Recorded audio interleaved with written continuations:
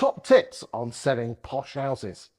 Today I'm joined by Ross Daniello, and he is a country house estate agent in Shropshire and Worcestershire. What are your top tips, Ross? Talk to me.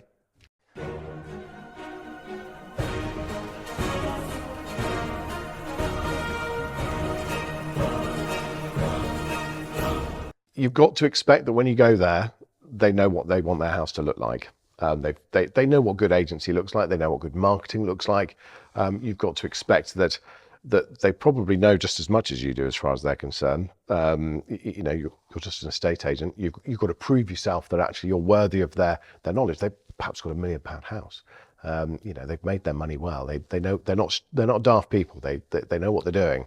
I think you've got to go there prepared. You've got to go there knowing the detail. You've got to be known well enough.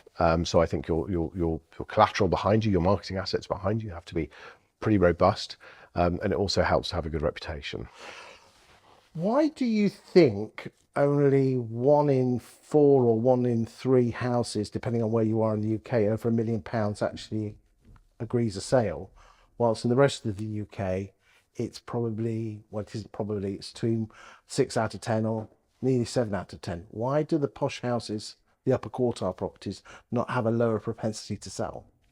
I think it's a much smaller market, and I think the choice out there is both smaller and wider, if that makes sense. The geography is wider, but if I want to live in Worcestershire and I have £1 million to spend, I want a specific thing a certain way. And if I want to spend £1 million, it's £1 million.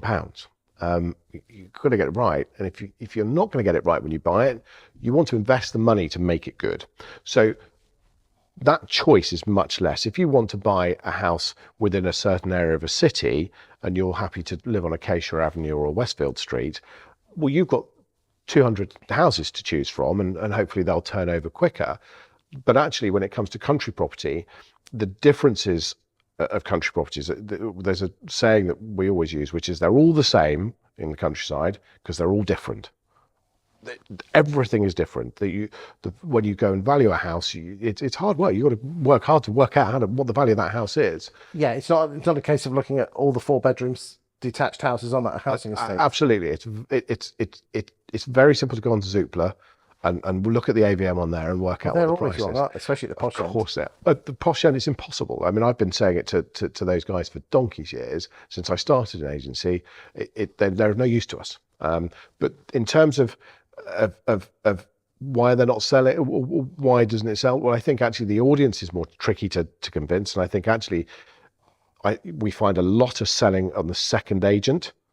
The first agent is so desperate to win the business, they tend to put a high price on it. But isn't that the same with all estate agents? Absolutely, of course it is. I mean, I've got a few grey hairs. I know you I've got rid of most of mine. But in the old days, we used to have stuff like the London office, the Mayfair office, or the Park Lane office. Yeah. They're not so relevant nowadays, are they? No. What about the magazines that go on the coffee Very table? pretty, very pretty, and they look nice. And I've got some in my car. Have you? Of course, yeah, because I like looking at them. But you look at them because of the brand and the dreaming. And, if you've got £1 million to spend, you're looking at the £5 million houses in Country Life magazine. Everyone dreams of things they haven't got. I think in terms of advertising in those things, those days are gone. I think they're to advertise, well, we all know that, they're to advertise the agent, not the property. The success rate of actually selling a property in those publications, I would imagine, is when's the last time an agent actually found themselves in a situation where someone walked in with a newspaper clipping or a Country Life magazine says, that house, I'd like to go and see that house, please. Just doesn't happen anymore. So you don't necessarily need London offices anymore.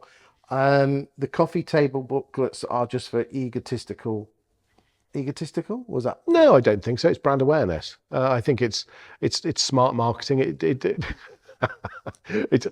looks good. Brand awareness.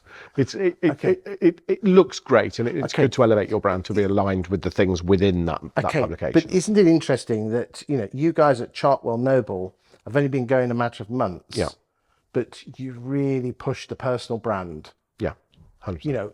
So if you don't mind me saying, you're very well known for your shuffles, which is basically posh shoelace gillets. Gillets. But you do get recognised. Isn't it interesting that there's hardly anyone in the upper quartile using personal brand. Yeah. It's fascinating, isn't it? And there is a move towards that. I mean, you look at Fine & Country, what Sean Newman's doing with Fine & Country. You know, he's been spending years elevating the person, and Fine & Country are great at that, and they're really great. But Sean's not all Fine & Country. Yeah, I mean, there's different models within it, isn't there? And Sean's always been great at I mean, he knows the power of personal brand, doesn't he? And he's a master at it. But he's worked with his teams to build the individual within an area, within a brand itself. So there's three sort of points of reference there. Do you think estate agents who are aiming to go for the upper quartile, do you think they can beat the likes of your Savills and Knight Frank using the power of personal brand? Absolutely. Yeah, 100%. It comes down to the individual. It doesn't come down to the brand. The brand gets you through the door. I always said that if you are Savills, Knight Frank, Stratton Parker, others are available. It's all the brand. If you turn up, I would imagine, I don't know, I've never worked for them, but you'd have to work quite hard to not do a good job there, because they've got tens of millions of pounds worth of marketing budget behind them. You know, you've got assets galore to sell yourself with, and you've just got to go in there and do a good job, frankly.